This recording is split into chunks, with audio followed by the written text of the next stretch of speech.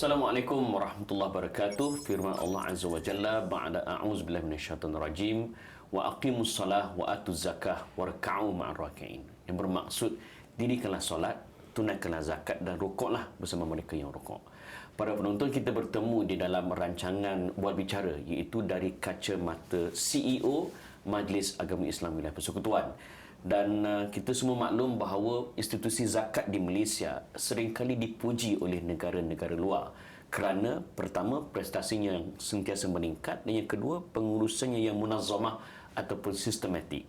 Dan kita yakin dan percaya ada banyak yang perlu dikongsikan supaya masyarakat tahu bahawa institusi zakat, khususnya Mawib, mereka komited di dalam memastikan agar zakat itu sampai kepada golongan sasar. Dan hari ini kita bersama dengan pengurusi Mawib sendiri, iaitu yang berbahagia Datuk Syed Kamruzaman Syed Kabir. Assalamualaikum Datuk. Waalaikumsalam warahmatullahi. Tahniah Datuk, dilantik untuk kali kedua pada 1 Mac yang lalu Datuk. Terima kasih banyak, terima kasih. Di saat lantikan itu disambung semula, apa yang terdetik di jantung, jiwa dan sanubari Datuk? Rasa berat tanggungjawab. Ya, kerana ini bukan satu perkara yang kecil. Kita diamanahkan untuk mentadbirkan zakat, wakaf, dan untuk menentukan zakat dan wakaf ini sampai pada asnaf yang memerlukan. Itu sebagai tanggungjawab besar lah. Lainlah kalau kerja-kerja biasa kan. Ini nak hal ehwal umat.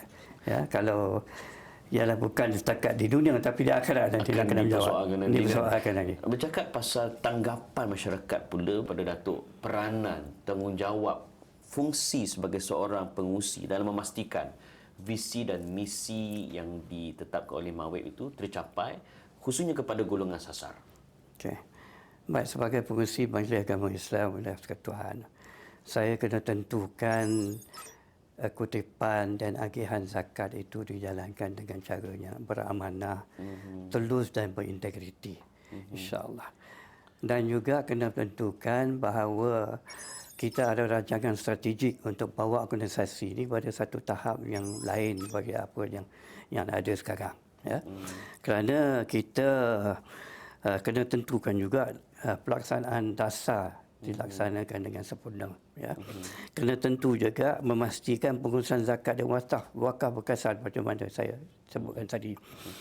Dan memastikan setiap inisiatif yang kita rancang memberi impak yang maksimum kepada umat Islam, kesejahteraan umat Islam di wilayah Persekutuan, yang termasuk Kuala Lumpur, Putrajaya dan Labuan. Ya, saya. Kita lihat waktu ini rakyat sedang berhadapan dengan waktu sukar, khususnya bila kita lihat konflik Asia Barat, peperangan antara Israel, Amerika dan juga Iran, sekatan di Selat Hormuz. Dan kita tahu Malaysia, alhamdulillah, kita diberikan laluan kerana kebijaksanaan pemerintah kita. Pun begitu, bagaimana pusat zakat di peringkat Mawib memastikan rakyat yang terkesan ni lantaran pada krisis konflik Asia Barat? Okey. So alhamdulillah kita ada reserve, ya. Kita ada reserve. Kita cuba simpan reserve antara 3 hingga 6 bulan, ya. Reserve 3 hingga 6 bulan. Kita simpanan, ya. Pasal kita dah ada pengalaman COVID dulu. Ya. Dan dalam COVID kita tahu banyak orang yang dulu kira tidak miskin tapi jatuh miskin. Dan kita sekarang kita takut kalau peperangan ini berlarutan, takut ekonomi kita mengedum. Kalau ekonomi kita jatuh, mungkin kurang orang bayar zakat. Itu yang kita takut. Ya. Ramai pula jadi asnaf. Ramai lagi jadi asnaf. Itu yang kita cuba kurangkan pembelanjaan yang tidak begitu penting. Kita fokus pada isu-isu daruriyat. Hanya pada mereka yang memerlukan. Asnaf kita menjaga lebih kurang 38,000 keluarga asnaf di wilayah Persekutuan. 38,000? 38,000. So ini satu tanggungjawab yang berat. So penting kepada kita, apa pun jadi dalam ekonomi, kita kena tentukan mereka ni dapat makanan, mereka ni dapat bantuan bulanan. Ya. kita bagi bantuan bulanan lebih kurang daripada 500 hingga ke 1,000 ringgit mengikut dia punya keperluan. Dan juga kita bagi kita panggil bantuan makanan lah 300 ringgit sebulan. So satu keluarga tu boleh mendapat di antara 500 campur 300, 800 hingga ke 1,300 ringgit sebulan. Itu hanya untuk bantuan one off bulanan, sorry. Tapi juga kita ada 38 skim Mawib kita daripada 38 skim. 38 skim bantuan. Daripada yang saya sebut tadi itu hinggalah kepada memberi peralatan OKU ya. Kalau dia ada anak OKU, kita beri dia punya lampin bang, pakai bang ni, pampers apa segala macam kita bagi. Ya, kalau dia orang tua yang memerlukan peralatan katil yang special kita bagikan. Ubat-ubatan sekali ya. Perubatan sekali. Macam-macam kita bagi. Ya.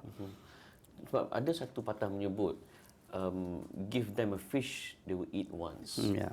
Teach them how to fish they will eat forever. Betul. Adakah pendekatan ini digunakan oleh Mawib dan memastikan para asnaf dapat survive dalam hidup? Kita bukan setakat kita bagi dia ikan. Kita bagi dia joran dan kita ajar dia macam mana memancing sekali. Kan? Kalau kita setakat bagi dia joran, dia tak tahu memancing pun tak ada guna kan? Banyak juga kan? Ya. So kita berikan tu dan dalam hal ini di asnaf di Labuan kami bagi boat, bagi enjin, bagi joran apa segala macam. Di KL tidak ada lah. Tapi di Labuan masa kita cover Labuan sekali lah. Di Labuan kita bagi benda-benda macam ni. Okay, saya ada banyak lagi nak tanya pada Datuk, tapi saya nak bagi ruang pada Datuk bernafas dulu dan pada para penonton mungkin nak berehat seketika. Kita bagi ruang untuk kita menunggu hanya beberapa minit saja. Kembali nanti di dalam dari kacamata CEO Mawib.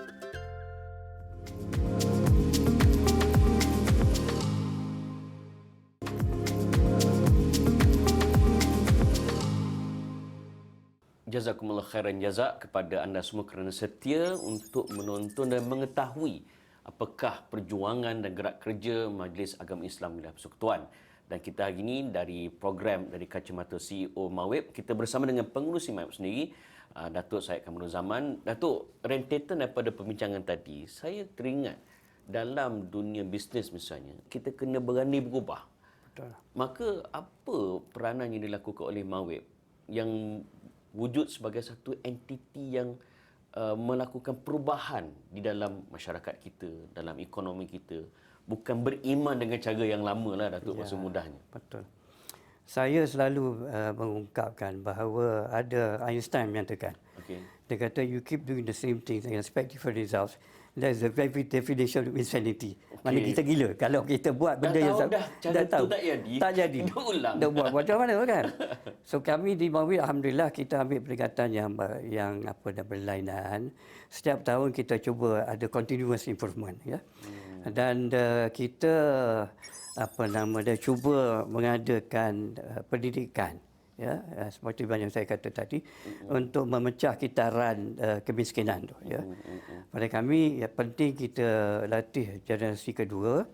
Dalam hal ini kita ada 79 tadika. 79 tadika, 71 sekolah rendah agama, 4 sekolah menengah, 3 institusi tinggi termasuk 1 universiti.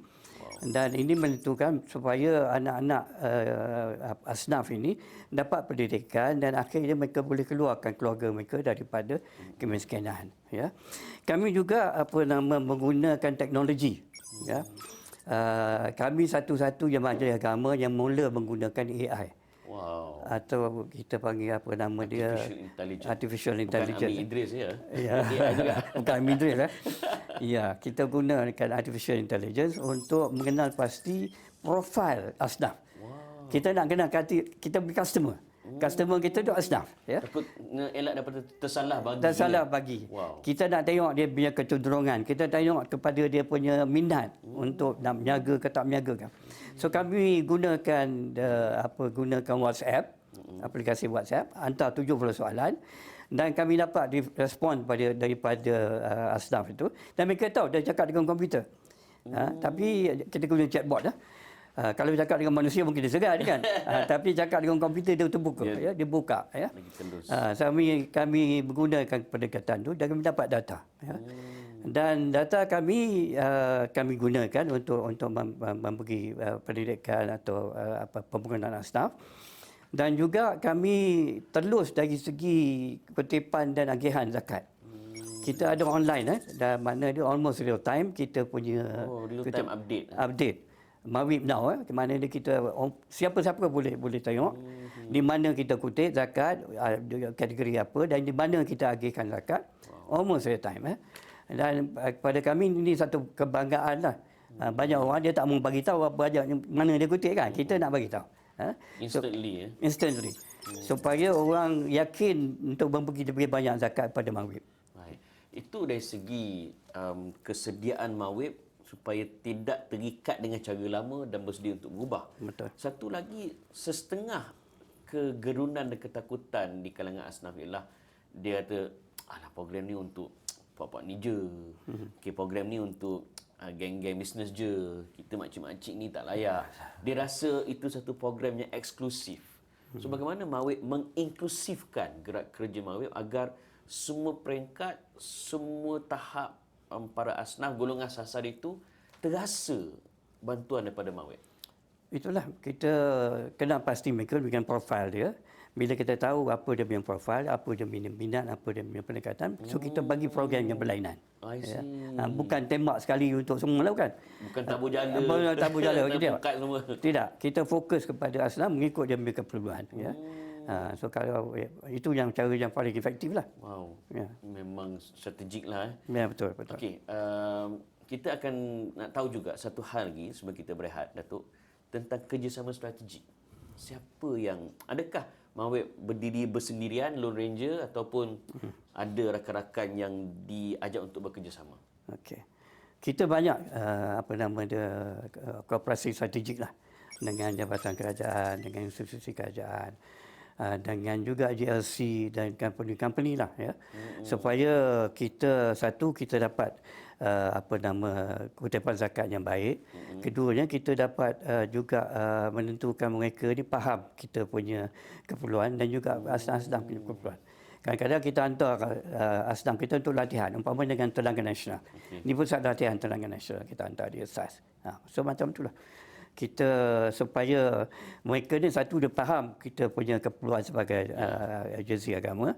Kedua, mereka boleh bekerjasama dengan kami untuk membangunkan asnaf. Dalam arti kata lain, mawib bekerja secara berjemaah dengan banyak pihak-pihak yang memahami apa nak dicapai objektif. Okey, Datuk, saya bagi masa sekejap untuk Datuk berehat seketika, begitu juga anda di rumah.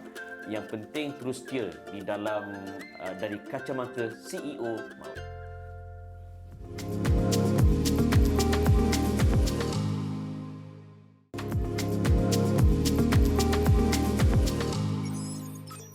Salah satu masalah common ataupun masalah biasa yang dihadapi oleh rakyat Malaysia, khususnya mereka yang sampai ke tahap warga emas, adalah masalah katarak. Para penonton, ada satu playback yang menjadi berita baik kepada rakyat Wilayah Persekutuan berkaitan dengan mereka yang ada masalah katarak. Kita saksikan. ZEDAS.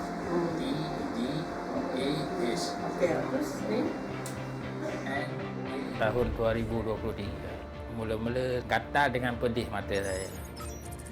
Dah macam tu dah berapa lama, 2 ke 3 bulan, mata belah kanan ni macam tak berapa nampak, dah serabut dah. Kalau malam memang tak boleh jalan. Makin lama, makin hari, makin saya tak nampak. Dia kata tak boleh, cik kena tunggu je, appointment ni kena tunggu je. Lepas tu ada kawan kata, pergi Mawib. Sana orang kurang, lebih kurang 2 bulan lebih juga, 3 bulan macam tu lah. Baru buat operation. Pengalaman saya ingat, saya gembira lah. Syukurlah sebab penglihatan saya sudah normal balik. Pakcik Nordin dia dapat bantuan untuk kedua-dua belah mata. Di mana kanta pertama untuk dia buat pada bulan 9 tu di bawah Batu Mar, mata kedua juga di bawah Batu Mar. Jadi dalam masa selang 6 bulan tu dia dah melakukan pembedahan. Jadi sekarang dia dah boleh menjalankan dia punya tugasan sebagai pemandu kenderaan dengan selamat. Saya ucapkan terima kasih kepada Mawib sebab dapat membantu saya melihat semula, dan terima kasih banyak-banyak pada Mawib. Ui, saya pula teruja. Datuk, kalau kita tengok harga pasaran, paling kuranglah 500 ke 800, ada sampai tahap 3,000. Pertama, saya nak tanya Datuk, adakah usaha ini selari dengan matlamat dan objektif Mawib, dan berapa harga yang ditawarkan oleh pusat ini dengan kerjasama Kementerian Kesihatan Malaysia kan? Ya. Dan dibuat di Hospital Selayang kalau Hospital Selayang, betul. Komen sikit Datuk. Kami bekerjasama lebih kurang tahun 2013 dengan Kementerian Kesihatan Malaysia, Hospital Selayang, untuk mengadakan satu tempat untuk membuat cataract operation kepada asnaf, ya, golongan asnaf, kerana kita mendapati bahawa kalau nak keluar mereka mahal nak pergi dapat rawatan luar. So kami punya charge lebih kurang RM103 saja. Serius Datuk? RM103. RM103? 103? 103. Oh my. Murah sangat. Murah betul. Murah sangat. Alhamdulillah. So kita dan satu kebanggaan pada kami, pusat rawatan katarak ini mendapat pengiktirafan daripada World Health Organization, WHO. Pengiktirafan dunia. Ya.